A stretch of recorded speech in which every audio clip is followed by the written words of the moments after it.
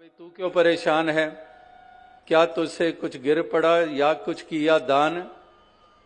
वो कहता है नहीं, ना मुझसे कुछ गिर पड़ा ना मैं किया दान। दान देते देख के मैं तो भई हैरान। कि करना कराना खुद कुछ नहीं है। जो खुद इस सच को जान लेता है, इसको आधार बना लेता है, जन्मों जन्मों का बंधन अपना काट लेता है, धर्म के सच्चे मर्म को जान लेता है, भेद वाले भाव मिटा देता है, ऊंच नीच की दीवारें गिरा देता है, उसी को ही एक भटका हुआ मानकर उसी के रास्ते में रुकावटें खड़ी करने की ये रीति, ये आज की नहीं, ये युगों युगों से चलती आ रही है। युगों युगों से ये चलती आ रही है। इस तरह से भक्तजन, महापुरुष, संतजन किसी चीज को भी आड़े ना आने देते हैं। सिजो पिजो कंबली अल्लाह बरसे में जाए मिला तिना सजना टुटो ना ही नेह। किए चला ते पिजे कमली रहा ते टुटे न्यो। कि ये कमली भीगना परवान कर लेते हैं, लेकिन रुकना इनको परवान नहीं है। कदमों को रुकना परवान नहीं है। कमली भीगती है तो भीग जाए, लेकिन कदम नहीं रुकने देते। यही एक मिसालें ऐसी हमारे सामने ये इतिहास के पन्नों से भी हमें मिलते हैं, और समकालीन यानी कि वर्तमान में भी हमें ऐसे दौर में भी ऐसे स्वरूप हमें देखने को मिले हैं। और आज भी हम ऐसी भावनाओं वालों के बीच में विचरण कर रहे हैं, और अपने आप को भी उसी लेवल तक अपनी भावनाओं को ले जाने के लिए उत्साहित रहते हैं। और इसी तरह से हम उत्साहित हमेशा रहें एक भक्ति भरा जीवन जीने के लिए। इसके रंग में रंगे रहें। भक्ति का रंग ही मांगा जब भी मांगा गया भक्तों के द्वारा।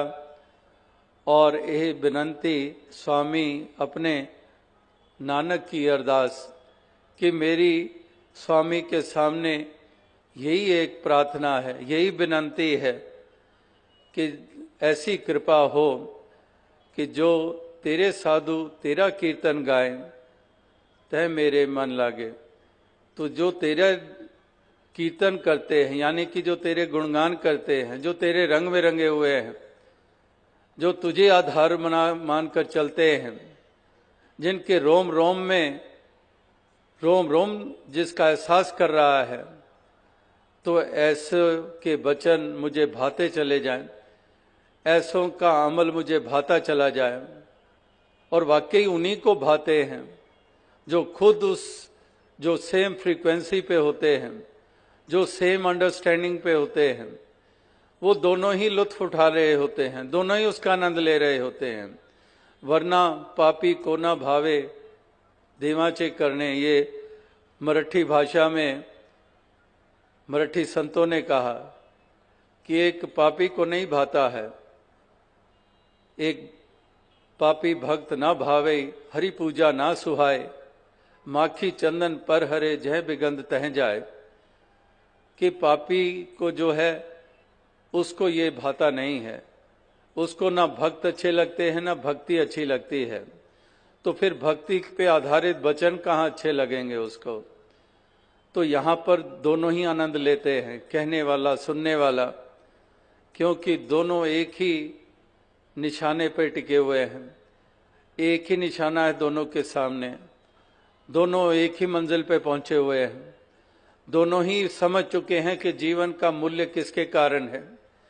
इसलिए भक्ति भरे वचन भी, भक्ति भरा जीवन भी, कथन के द्वारा भी, सुनने के द्वारा भी इस तरह से आनंद लिया जा रहा है।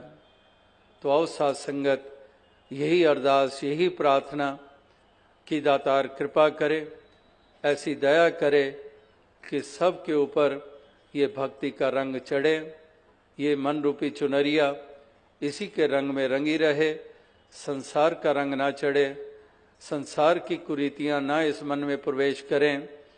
और इस तरह से एक शुद्ध सुंदर जीवन जीते हुए प्यार, प्रीत, निम्रता, विशालता, सहनशीलता, सब्र, संतोख वाले गुणों से युक्त होकर इस जीवन के सफर को सभी तय करते चले जाएं। ऐसी ही एक शुभ कामना, ऐसी ही प्रार्थना ये की जा रही है।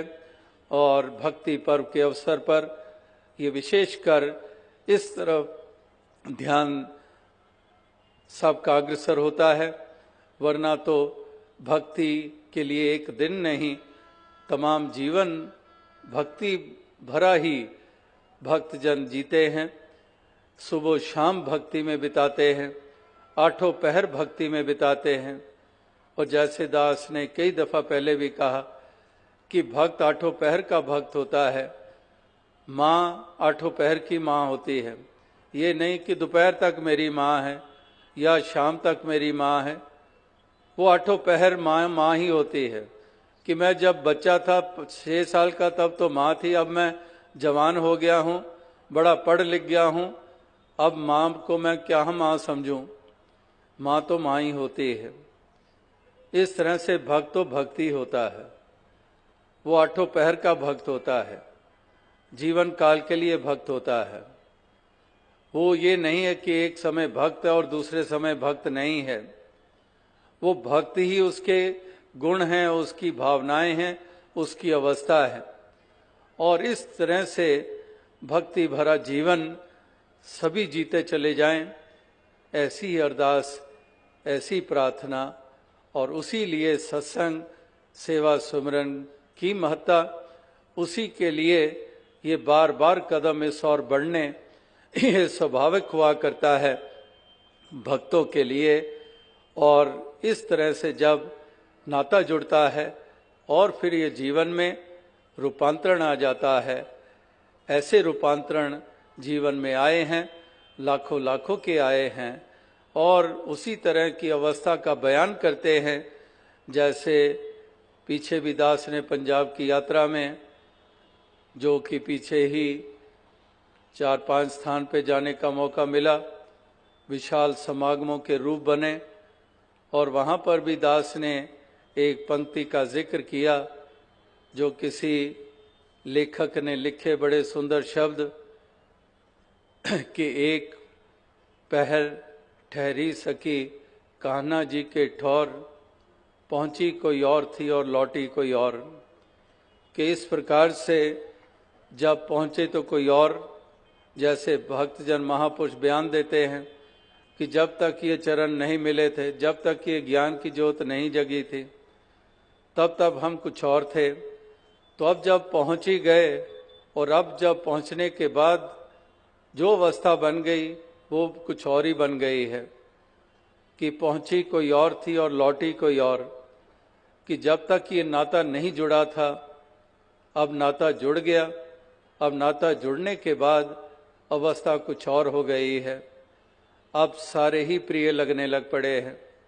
अब किसी के प्रति निरादरी का भाव नहीं जाग रहा है। अब हिंदू मुस्लिम सिख वाली दृष्टि नहीं रही है। अब जाति पाति के भाव नहीं रहे हैं। इस तरह से अब जब लौटे हों तो मेरी अवस्था कुछ और हो गई है। तो आओ साथ संगत, इसी तरह की अवस्था ये हर किसी को प्राप्त होती चली जाए। इसी शुभकामना के साथ दास आपसे इजाज़त चाहेगा। साथ संगत जी, धन्य।